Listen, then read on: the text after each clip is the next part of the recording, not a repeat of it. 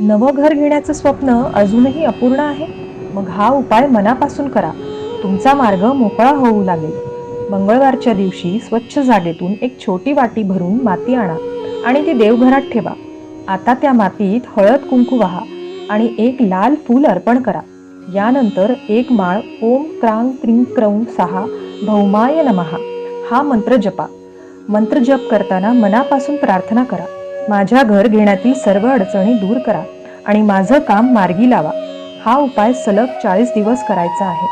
41व्या दिवशी ही पवित्र माती घरच्या तुळशीला वाहा आणि तुळशीला मनोभावे सांगा, नवीन घरात माझ्यासोबत चल, आशीर्वाद दे आणि घरसौख्य टिकव. तुमच्या नवीन घरासाठी मनःपूर्वक शुभेच्छा. गणपती बाप्पा मोरया. अशाच उपायांसाठी वक्रतुंड ज्योतिष चॅनलला लाईक, शेअर आणि सबस्क्राईब करा आणि बेल बटनवर क्लिक करायला विसरू नका, म्हणजे येणाऱ्या नवीन व्हिडिओचं सगळ्यात आधी तुम्हाला नोटिफिकेशन मिळेल.